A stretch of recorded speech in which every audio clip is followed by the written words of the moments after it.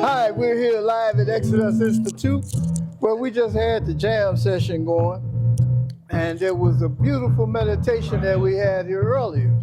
Now we're waiting on a few guests to come so that they can speak up on this format. You hear the band playing behind me. They're getting ready, they're tuning up, getting ready for the youth to come for this King celebration that we're gonna have. And so we're gonna be doing some things, getting them together. Then we're gonna have a few of the guys from the drum and bugle corps perform so that the youth can see it. And we just gonna have a beautiful day. And I'm talking about January 20th. Yes, sir. And I got Clay over here. He's gonna sit back. He's one of the brothers that sat back from the men's group that started this King celebration. And we're gonna do it over here at Exodus on the 20th at 12 o'clock noon. Yes, sir. 816 North Laramie. So Clay, well, first I want to thank you for having me on, Brother Ed James. Okay. And being a part of the great meditation that we are implementing here at Exodus at 816 North Laramie. You know, Psalms 100 says, my understanding is greater than all my teachers, because my testimony to be my meditation. Okay. And so with that being said, you know, just doing the great things in our community and allow us to meditate on the things that we want to have moving forward, it gives me great feelings to do that, you know, and it feels good to be collaborating with Exodus Drum and Bugle Chorus in every block of village, good neighbors, and our men's mentor group, so we can reflect on the greatness of Dr. Martin Luther King. What we plan on doing with the youth is allowing them to live out King's dream 2000 style. And you know what, on that also, I thought you guys said that you were gonna let them do whatever talent they wanted to do that day. Yes, sir. They can sit back, they can do a rap, as long as it's clean. Yes, sir. They can sit back, do spoken word, they can sing, they can dance. Yes, sir. Anything that they want to do. Yes. On King Day. Well, living out the King's dream is allowing them to be creative in their own fashion. Being culturally enriched through knowledge, through poetry, through music, even arts, and we're trying to get someone to do a couple skits. Okay. You know what I'm saying? You know, a little sketch comedy or whatever the case may be, and allow the kids to really get involved and coming up with a creative way to celebrate Dr. Martin Luther King. You know, I got it's a 17-year-old girl that she does like a poetry, but her poetry is so deep where she's sitting back telling the brothers to stop the killing of one another. That is so powerful what she said. I definitely want her on that show because I want the brothers and the children to hear that. Well, that's very important because the way that so many things ill and plague our community, peace is what we need. Yes. Love is what we need. You know, when you think about you know, Kwanzaa just passed, right? And when you think about the 7 principles of Kwanzaa, them is the principles that we use to build villages. You know, we were at Kwanzaa at Malcolm X, and I think we have a very nice king amongst us. And I'm talking about Congressman Danny K. Davis. Yes. You know, man, we sat up here at Malcolm X, they gave him this humanitarian award and everything. George and I, with State Rep, Congressman Corey Pugh, started doing a documentary on the congressman. And we're going to see if we can get him over here. That'd be great. You know, Danny K. Davis has been so influential in our community in bringing so many instrumental things to helping us progress as a people. I think that he deserves such an award. Yeah. You know, I got a chance to really sit down and talk to him and meet with him, and it never ceases to amaze me the fire that he has in his belly and how much he is compassionate about his people. Yeah. And it's so enriching. It's just so influential to me.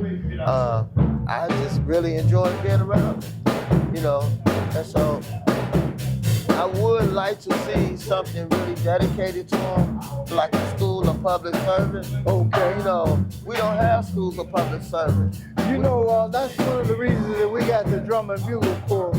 They've kind of taken it's like a lost art for the bands in our grammar schools and the majority of our high schools over here on the west side. Yeah. And I think that music is very important for our youth to have.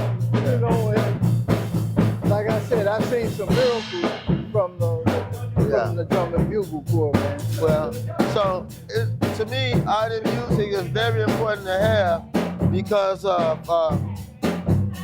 I created an organization called Chicago Camp. Chicago created an art and music program. And it's about 5 years old. And so as we build out the base, we're willing to lift our children up, allow them to address area in 6 different ways as far as art and as far as music. So we have literary art, culinary art, basic arts and crafts. I'm so glad to work with you, Yeah. and I'm proud of the work that you've been doing in the neighborhood and community.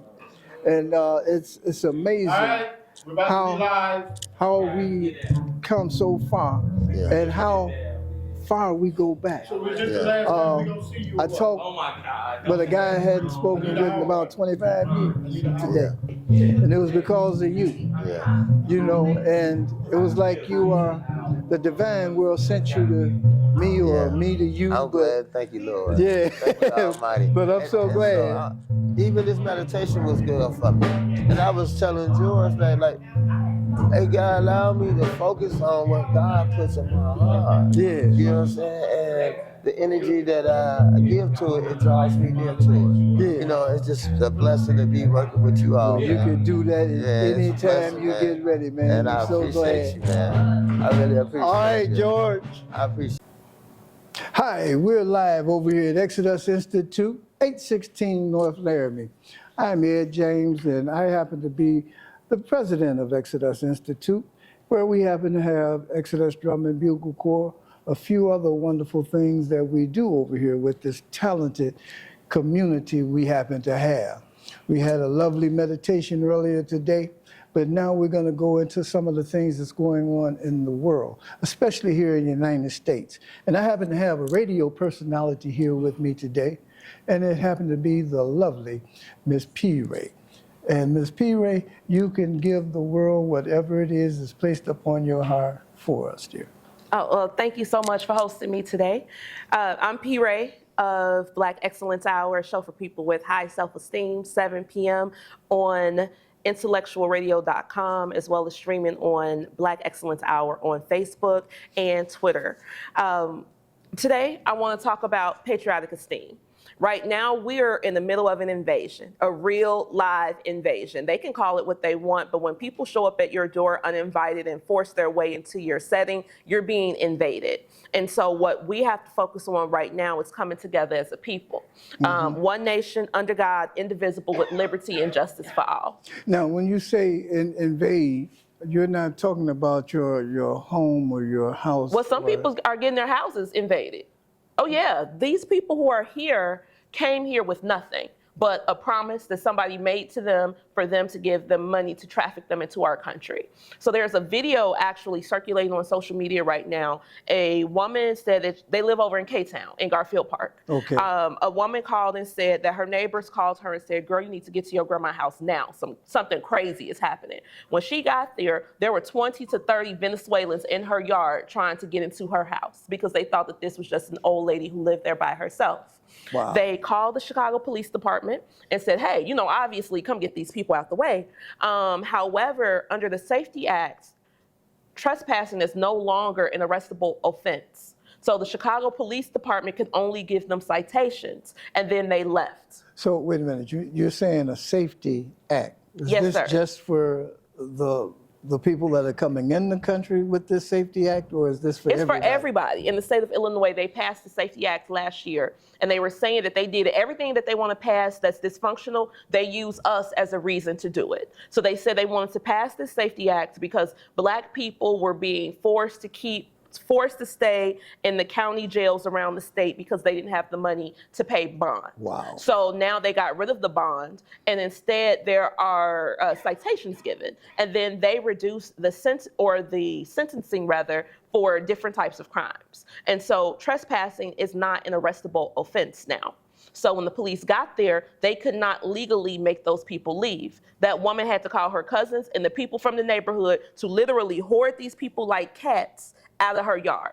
So this could have caused some little chaos. Oh yeah, it was chaotic. They were coming out there looking like in Thriller when they came out like that. They had on blankets. They had on little jackets because they're cold. These are tropical people. So they thought that they can go commandeer this woman's house and nothing was going to happen. But they did it on the wrong side of town. Because at the end of the day, West Side people stick together all the time. And so the West Side people got together and got those people out of her gate, but they showed up with cars, vans, everything with the intention of taking over her house. Wow. So this is not a game. A lot of times when we talk about this invasion, we have to stop talking about the Venezuelans. No, because then that personalizes it and it makes it seem like we're talking about Venezuelan people. No, we are not. We're talking about invaders. Well, I heard about Aurora, Colorado. Oh, yes. Where they went in there with AK-47s and different things and took over buildings. Correct. And then they also gave the New York Police Department a hard time. They actually fought Yes. New York Police Department. So we are being invaded by some very treacherous things. Correct. So now, do your organization have a solution, or is there a solution to have us combat this any type of way? Yes. So Chicago Red has been very, very instrumental in making. One of our sayings is shake a hand, make a friend. Okay. So we have been shaking hands and making friends with powerful people. Most importantly, President Trump. Okay. President Trump definitely knows about Chicago Red, what we're doing, and how we want him to come here and help us with this problem. Tom Homan, who is the border czar, came to Chicago, and we had an opportunity to talk with him. What we need here in Chicago is a federal solution. Every time Chicago gets any type of solution against this local government, it comes from the federal government. So the state don't? Oh, no, the state is in on it. J.B. Pritzker said he's not going to help get them out of here. Brandon Johnson said he's not going to help get them out of here. Tom Dart said he's not going to use the Cook County sheriffs to help them. It's actually illegal for the Chicago Police Department, any state police, or any county police to help ICE when they get here based on the legislation on the books. So I'm kind of confused. If the police can't do it, how can they actually go in and arrest or? The feds, the federal police are going to have to do everything. And that's what we told Tom Homan. When you get here, if they don't want to help you, we're going to help you.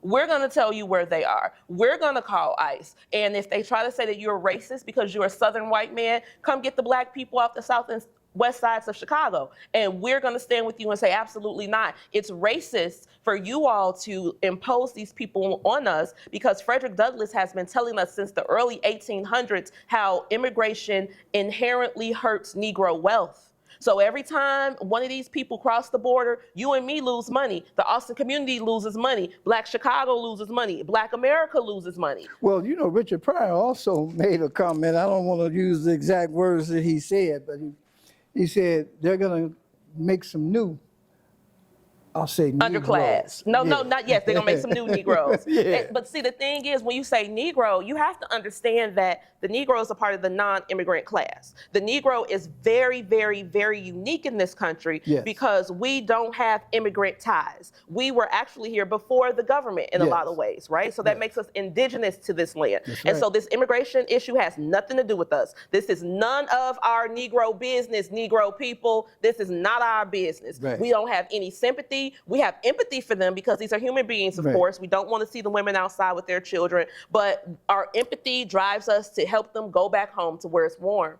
Well, I'm so glad that you came to give this information out, because there's a lot of people that don't know what's going on, and to sit back and to hear these things that's going on. Like I said, in Aurora, we really don't need that here in Chicago. Oh, it would never happen in Chicago. Chicago's not Aurora, Colorado. I think that all of our local gangs would click up if anything like that happened. We might have our internal beefs, but it's like, if we're cousins, we might fight in the house. But if we go outside that gate and somebody tries to fight us, oh no, we're gonna click up on them. We are sticking together, and that's the beauty of all of this, because I always try to look at things and find positivity. The positive thing is that we are now under this guise of patriotism, because before Black people were like, oh, this country don't want us, they don't like us, blah, blah, blah, blah, blah. But now they like, wait a minute, this happening to us, this happening to white folks, this happening to the Hispanics, this happening to the Asians. Come on, y'all, we all together now under the invasion. Right. And that's the beauty of it. So now we're gonna start seeing a lot more cross communication between different communities, which is a good thing, that because America's this melting pot, but Chicago is very segregated, and we like our segregation, right? We love our segregation in Chicago. That's Chicago. That's Chicago. But the powers that be did not understand that. So when you go and you impose people in communities where they are not wanted, communities who also don't want them are going to help each other so that they can maintain the integrity of their communities as well. So count it all joy. Okay then. That's so wonderful. You did something for the New Year's Eve. Yes, sir. So how did that come about, and how was it? Was it a victory ceremony? Yes, or? it was just a New Year's party. So Blexit is a group that actually got me started in this movement. Blexit, Black Exit from the Democratic Party. Okay. And they hosted a summit at the White House in 2018 called the Young Black Leadership Summit. So I went there to specifically talk to Dr. Ben Carson, who was the HUD secretary, about housing, federal housing issues here in the city that we're all aware of. And then that's where I got to hear President Trump speak about Black people very well, which then I brought back to the city, and now you see what we're doing. So Blexit contacted me, and they said nationally, everybody is saying that President Trump won because of Chicago Red. So this is a blue, this is a blue city. We're basically all Democrats over here. How did you manage to turn it purple? Well, our movement is even though we're a political organization, we are an organization that's focused on civic education and patriotic esteem. So what we do is we speak to the self-esteem of the people first before we start talking about anything political. Because once you help people understand what's great about them and how they can become better, then you give them hope, and now you have their ear. Okay. What I share with the people is that we are as American as sweet potato pie, not apple pie, because sweet potato pie is our pie, and we American people. So we American as sweet potato pie. This is our country. We are at home. Nobody is doing us a favor, my people. And so once you tell them that, they're like, yes, I am an American. And I'm like, yes. So when we have President Trump here and he's saying, make America great again, they're not talking about white folks in the suburbs. They're talking about Black folks in Austin, because this is America too. I understand. You made a comment. We were at a meeting, a community meeting, and you stood up and you said, you all don't have to be Democrats now. They're not doing anything for you. You said, we free, y'all. And I thought that was so positive to hear somebody say we're free. We're free to give our votes to whom we want. And I know this had to be pretty hard up on you to be in a town, in a city, in a state that's blue like this, and for you to sit back and fight to make things right, to get things together, to change it to purple. I know you had to have a hard time. It was horrible. I grew up as a princess in the Democratic Party here, a literal princess. My father was super duper ooper politically involved, as you know. Everybody on the West Side knows. His name. Ray Charles Easley is my daddy. Ray Easley, the people call him Chuck. That's my daddy. P. Ray, that's Ray. And I was his sidekick. So Okay. every meeting he went to, if I wasn't at school, I was right there with him. If he couldn't go to the meeting, I had to go to the meeting, take notes, and pass a note to somebody. So I grew up doing this. However, in 2016, let's go back to 2015. I was disgusted and fed up with the Democratic Party here in the city because I grew up in Congressman Davis's office. Volunteering. When I graduated from high school, I had 500 service hours specifically from working on federal housing policy with the congressman. So that's what I know best, which is why I went to talk to Dr. Carson. Right. And so when they had the housing crisis, which was orchestrated by the Democratic Party to take our wealth, okay, we lost 70% of our wealth in that crisis. They started putting red X's on the buildings and tearing them down. That. Right. But before that, the congressman, the Congressional Black Caucus, had an initiative called WOW, with Ownership Wealth, which was meant to get 1 million more black home owners between 2000 and 2010.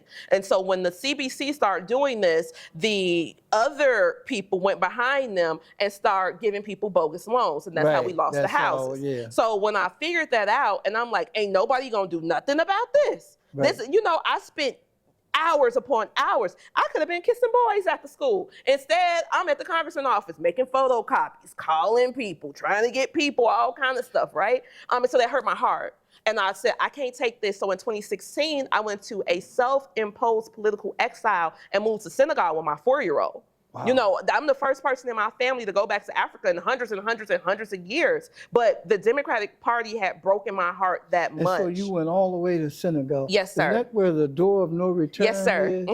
Oh, wow. Yep, I went to Gorée Island. It's actually one of my favorite spots in Senegal. Now it's an artist island. I can speak French now. I got a whole life in Senegal. But I say that to say that that happened because of the failure of the policies right here in the city. And so when I came back, I said, I can't go back to these people. But at the same time, I'm watching what's happening in Chicago internationally, and I'm like, I can't stay here either. But you saw the needs of your people. Yes, these people who loved me, who have always loved me, who have always poured into me, encouraged me and my little brother and my family. The Austin community is where I choose to live. This is where I want to live. I like the neighbors. I like the food. I like the loud music at night. Whatever you got for P-Ray over here, P-Ray love it, because this is a love movement. Love compels you to act. And so because I love my people so much, I said, I got to do something. And so here we are. You came home to help your people. Yes, sir. You saw a need. Yes, sir. And you fulfilled that need. And now you're being blessed Amen. by that red party.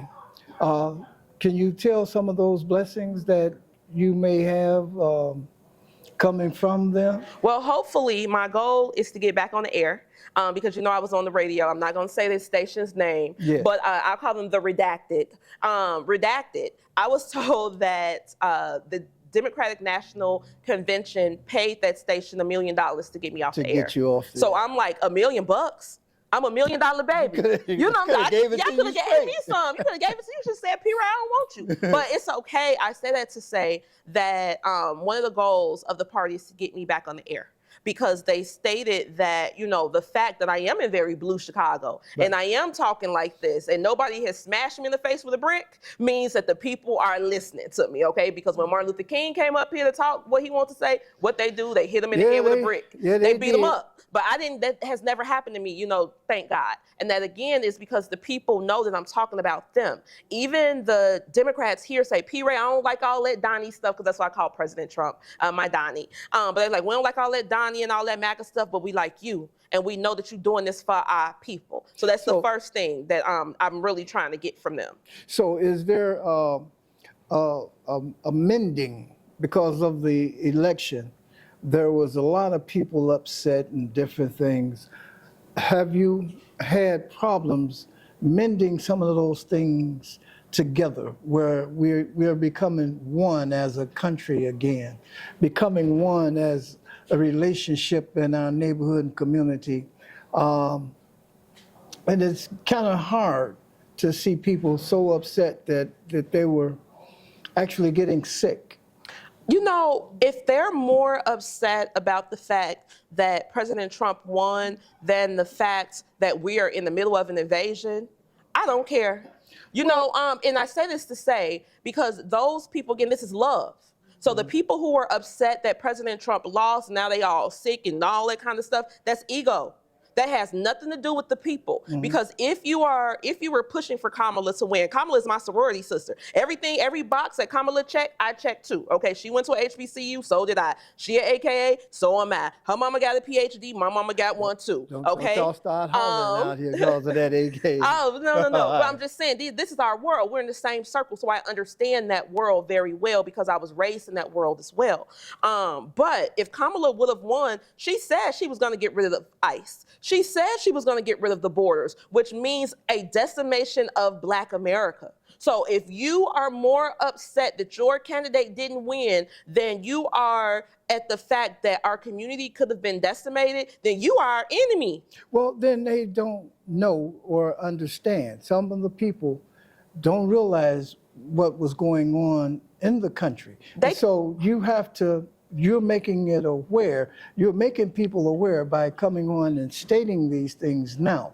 And that will help to mend some of those fences that we happen to build up. I think that they do know, because you and I both know that the Venezuelans are here. They're getting $5,000 in link. They're getting $4,000 in cash. They're getting housing assistance. The housing subsidy that they're getting is higher than market rate rent and Section 8. So our people are being put out on the street so that the landlords could take that housing subsidy to pay the increase in their property taxes. These are not secrets. So that's why I'm a loving person. As everybody knows, P. Ray got a lot of love in her heart. Where they get all this money from? From us. The government doesn't produce a product. The government derives revenue from the taxpayers. Okay. Correct. So again, if those people don't understand that, I can't understand it for you. It's so simple to see, but they don't want to because, and this is where I do grant grace. This is where I do grant grace. The people who are stuck on this Democratic plantation, they are not there willingly, because we got to remember that back in the day, if you were not a Democrat, I'll give you a story that my grandmother shared with me.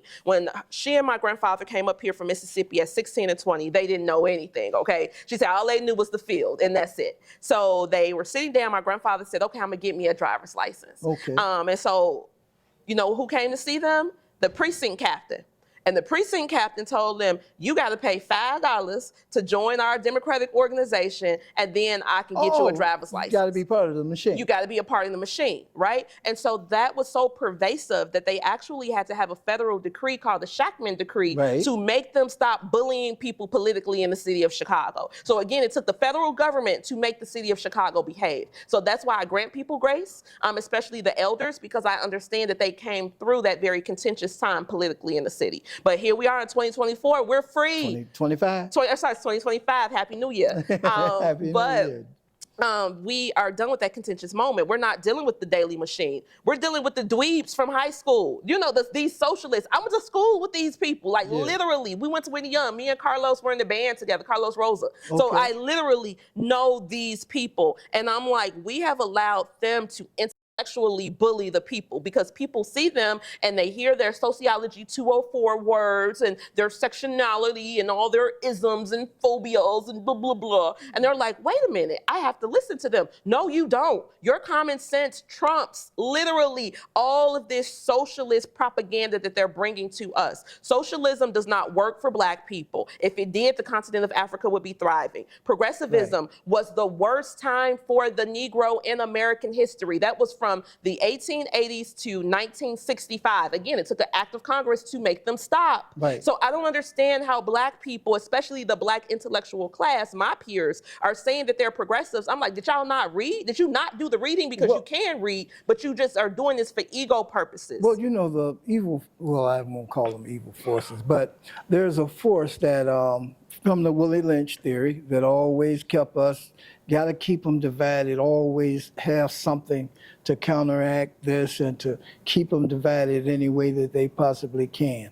And it's not just us, it's all of America being divided into different groups at this time. And that Democrat and Republican thing, it's terrible. We have to sit down here and come together at a time, because we're moving in a time where the world needs peace and love and harmony. Do you feel that with this president that we could go into that now that he's in office? We will do that, but there's going to be this pervasive countering force because they're married to the idea of Democrats, and they're married to the idea that Kamala was somehow wronged, and they want to prove it and, you know, prove their worthiness to these white progressives that I'm on your side so you can tap me on my head and give me value. No, you're already valuable. That's why I say the people who align themselves with them have low self-esteem, and I didn't raise them. Okay, right. They got to take that to their mama, the altar, and the psychologist. They don't have anything to do with me, and it's okay if they want to feel that way. Just don't impose that on me. Don't try to come to me and attack me, because you know they were doing that, especially when I was on the radio. They would call me and try to call me names and talk all this mess, and I'm like, okay, next caller. Nobody cares. Your feelings don't trump my logic, and the logic that we are putting to the people is rooted in love. It's rooted in love. The 1 Timothy 5:13 says, he who does not take care of his own house is a non-believer and worse than an infidel. Wow. Do you know how trifling you gotta be to be called worse than an infidel in the Bible? Okay, so the Lord God himself says that we have a responsibility to take care of home first before we extend any charity to anybody else. And we are not preaching that to one another. Instead, we say, oh, the Bible says that if someone comes from a foreign land, you treat them like your own. And it does. However, that's after you fed your own family. It's too many people still on the Chicago Housing Authority waiting list when CHA is sitting on $1,800,000,000 right now. Okay? They're not focused on housing those people. They're focused on housing the migrants, because CHA money cannot be spent on migrants because they don't have Social Security numbers. Wow. You see? So we have a city council who has been very invested in coming up with all of these housing funding mechanisms to get these people housed. They're currently living in apartments. They're staying in shelters when our people are sleeping out of vans, living on this cold sidewalk in a tent, up there in Iowa hungry. You know, don't nobody like living in Iowa, right? No matter how much they try to convince you that they do, they don't. Okay, everybody want to come home and eat Italian beef sandwiches, but they can't do that because CHA is playing with the money because the Democratic Party has divested from the business of the Negro. So again, if you have chosen to align yourself with that, stay over there with it. I promise you, I'm not gonna call you names. I'm not gonna come bother you. I'm not gonna come to y'all meetings. I'm not gonna come in there and disrupt them tables or whatever. And I encourage you to do the same. Don't try to, but the Democratic Party is the party of political violence. Okay, they are the same party that declared war on the United States of America in the Civil War. The Democratic Party is the party of the Confederacy. The Ku Klux Klan is the guerrilla warfare arm of the Democratic Party. Antifa is the guerrilla warfare arm of the Democratic Party. Like, we gotta know who our enemy is and we must identify them. And that's where I am with it. You know, even though it's a love movement, this is also a warrior movement. This is real, live guerrilla warfare, but not with weapons, without the weapons, but in the mind. Right. You got to tell the people, we free. Like, you are free. You don't have to accept this. Don't find comfort in chaos. Finding comfort in chaos is another show of low self-esteem, because you know you deserve better. You know your family deserve better. So why are you still playing these same games over and over and over and over and over and over again with the same people? Have our politicians heard you, or have you spoken to? Yes, I think so. I actually know so. A sidebar, I've been trying to get a stop sign on my block for like 10 years. Came out this morning and had a stop sign. Oh, okay. Yes, so shout out to Emma Mitz. Shout out to Emma Mitz. We needed that. Oh my God, we needed that stop. People were just crashing down the block. I digress. Now we good. So you're back in the Austin area. I live in Austin. And I'm so glad that you came back home. Thank you. And you're fighting for your people. Yes. We really appreciate that. And we need you. Is there any way that you could be contacted? Or? Yes. I want to say that I am in a building that my grandparents bought in 1972. Okay, so well, we don't need. No, I have to get. I have to tell you this story before I tell you how to contact me, so you can know why I take this seriously. Okay. My grandparents bought this building in 72. That's 52 years of property tax receipts. I remember when I was born, my grandmother switched her work shift to the night shift so she can keep me in the morning and still pay the property taxes on this building. So I take this extremely seriously. Okay, this is not about no ego. This is about me literally honoring the ancestors who thought about me before I was born. Okay, so that's where I'm at with this. So with that, if you'd like to contact P. Ray, you can find me at Twitter at Chicago Red P. On Twitter, that's why I do the majority of my work. Twitter is a ball. Oh my God. We have turned Black Twitter completely out because they were super Democrat and they were like bullies, but you know you can't bully Chicago people, especially not them from the West Side. And then you can also find me at Black Excellence Hour on Facebook, as well as P. Ray Ease, EASE-LEE on Facebook as well. Okay, and we need to get you out so that the community can hear you. We're going to have a few events coming up over here at Exodus, and there's a lot of young people, you know, because we got high school and college and different groups like that that need. We don't want to take no call-ins right now. That we want them to know and to learn and understand, because a lot of them just came up and they may have been their parents that told them, well, you're going to go vote this way. You got to do it this way. And maybe they need to hear some of what you're saying, because it's like we can't keep doing the same thing. You know, I remember I used to eat the chitlins, they call. And my father worked at ADAR. And I sat back and went with him because when he killed the hogs, he had to take a week off. And I went with him to go get his check. And I stayed outside. I was up on the fence and I could see these train boxcars. And I could hear the women screaming, but I didn't know they were hogs. I thought it was women screaming. And I saw this stuff falling down in these boxcars and pulling down. And so I said, well, what is that? And he said, he didn't know my name, so he called me Joe. He said, Joe, those are chitlins. I was about 7 or 8. That was the last time I ate chitlins, because what I saw and what I heard from those hogs screaming and hollering as they were killing them and doing different things. And we were raised up on those foods and everything, but you have to change. You have to come on your own and do certain things on your own. I'm so glad that you had a chance to go over to Africa and to feel. Your heart was made heavy. You felt not defeated, but you were so hurt about what was going on here that you ran to the motherland. And then you said, no, my people are there. Let me go back and help them. And we're so glad that you came back to help us. Thank you. And God bless you. Oh, we got a question, one question. Reiterate what Mr. James is saying about our youth need to hear you. We will be back in touch with you so they will know what the democratic process is. Not this group or that group, not, Democrats, but the process, how important it is. Just let them know something about you. You're successful, and they need to hear that. And because we had a meeting not long ago with the youth, and it was very powerful. Their feelings.